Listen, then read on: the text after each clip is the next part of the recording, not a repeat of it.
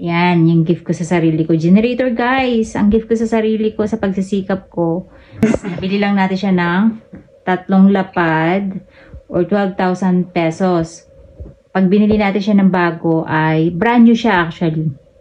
Kaya lang, binili siya tapos hindi siya ginamit. Kaya brand new talaga siya. Ayan, nakasealed pa.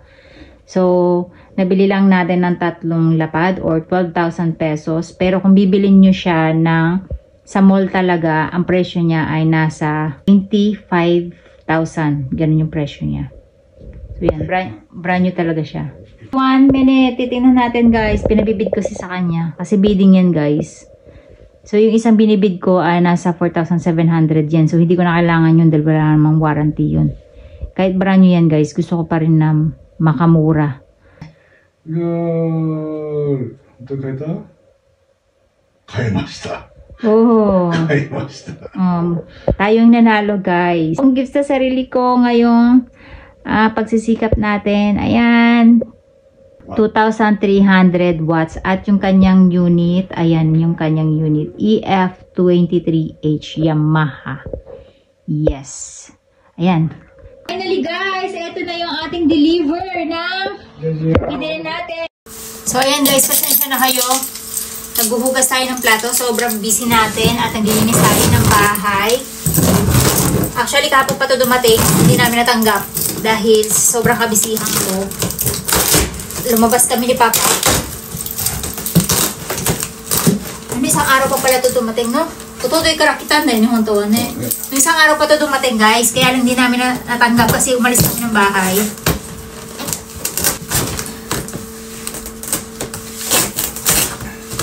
Tapos dito, guys, na-deliver na, hindi pa bayad. Para masi-check mo muna siya and then may nani-check ang warranty. Issue ka. May 1 week warranty siya na kailangan magamit natin siya para ma-check natin siya kung siya ay tawag dito, kung walang problema pwede natin siya ibalik. Ayan guys, ang ganda, bagong bago talaga siya. Ayan, nakikita nyo may sealed pa. Kasama namin nag-unboxing si may lablab. Ayan, puro rashes yung mukha pagka naiirita siya. Ayan, kinakalmot niya yung sarili niya.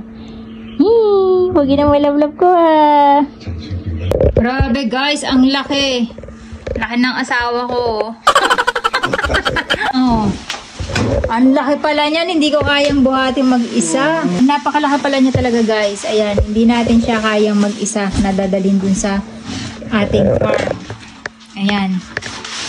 Pero anyway, 2 times a year ko lang naman siya gagamitin. Every bago magtaglamig, tsaka every bago mag-summer. Kasi yung cultivator ko na handy cultivator, mas gusto ko siyang ginagamit kaysa dun sa malaking cultivator ko dahil nahirapan ako sa kanya i-on yung engine niya. Unlike this one guys, basta bigbit lang natin yan, kaya natin tapusin ng maghapon yung ginagawa natin dun. Pakamura lang yan guys, 12,000 lang natin nabili yan. Tingnan nyo naman, kung sa Pilipinas yan, magkano na yan? Tingnan nyo.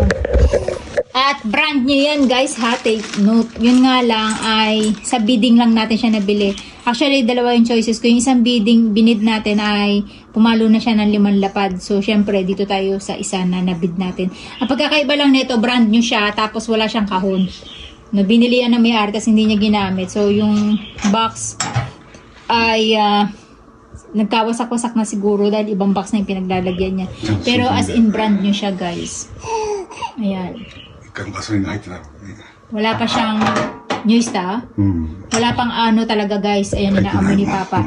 Wala pa talagang nilagay na gasolina. Ibig sabihin ay hindi siya talaga nagamit.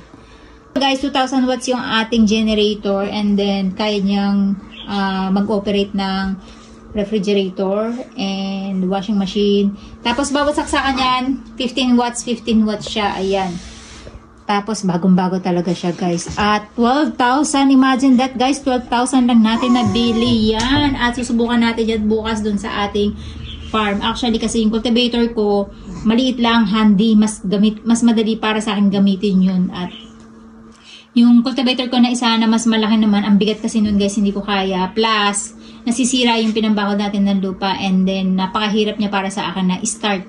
Kasi dihaltak siya. So, ayan guys, yung pang-on ng ano natin, ng engine. Ayan. guys, bukas, i-update ko kayo kapag ginagamit natin siya kung paano siya gamitin at lagyan ng gasolina.